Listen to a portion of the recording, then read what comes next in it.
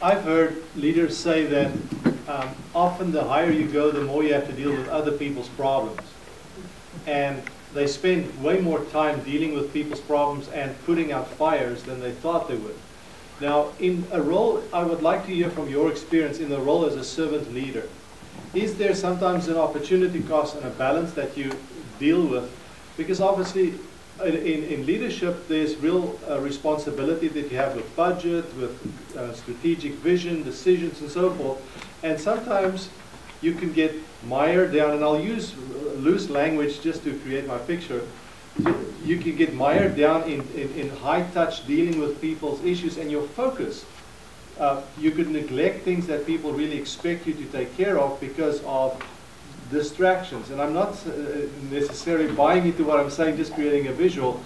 How do you balance your devotion to people, your commitment to those, to building community, and yet the expectations that you often have, you're there at the top, and people don't see that, obviously encounter often to servant leadership, they don't see it as it's us, it's we all build together, but they say, no, you're in charge, you got the job, you're being paid to deliver, and so your whole vision and strategy of pulling together is not honored, and so you have that tension. How do you deal with that?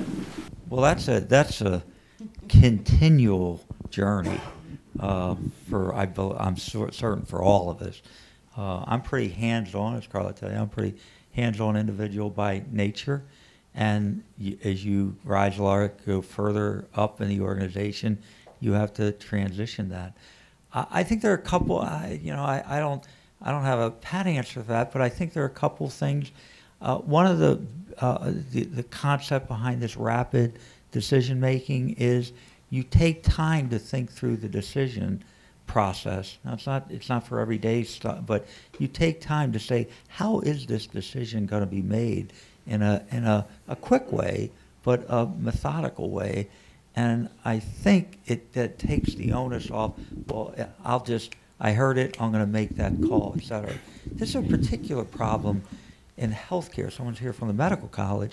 I mean, you think about physicians. We have a lot of physicians in leadership roles. If you know physicians, their view is, I walk in, I see the problem, I make the decision, I move out. That doesn't work in this world. So we spend a lot of time about how to make decisions, how to gain buy-in, and then go from there. The second is how you develop your own team. You really have to put in place a management structure you have confidence in. And if you don't have confidence in, you have to deal with that. And if you got confidence in people, you can delegate in a way that I think makes a lot of sense. But it's a journey. There's no end point to it. One of the things I really have appreciated about what you said earlier and now is that in my experience, having done human resources for more years than I care to remember, building your infrastructure and organizational infrastructure to allow for voices to be heard is really crucial. So whether it is through, and I'm going to use the word prayer, but whether it is that, or whether it is, here's our development plan, or whether it is, we're going to create working teams. I cringe when I hear people say, oh, I've got a team. Do you? Or do you have a group of people?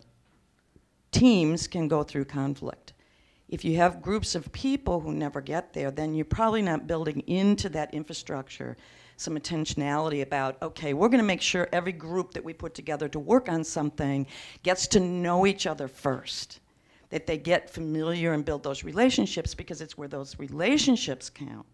When you're able to do that, then there's more voice, in exchange of voices being heard. A lot of times with the problems, like you said, are a result or symptomatic that there's not the infrastructure that needs to be there in order to have that be more organic and more natural. And so by the time it gets to the person in charge, they are overwhelmed. Where they should be spending their time is in a much proactive relationship way, but also on budgets and all that. The infrastructure is probably absent. I'll make one other. I'll just give you a thought too. And I'm sorry. Go ahead. Why don't you go? If you had something. Well, I thought your point on like the team really struck me, because that's something we struggle with all the time. Is we say we're all in sales, most of my team, and we all say we're a big team, but are we really? Because a lot of it is, I got to get mine. Is there enough to go around? And I think that's something some of our new management is really trying to change that mentality and making it be more of, we all win together, we all lose together, instead of it being more about just yourself. So, That's got to be tough in sales. I mean, yeah. yeah.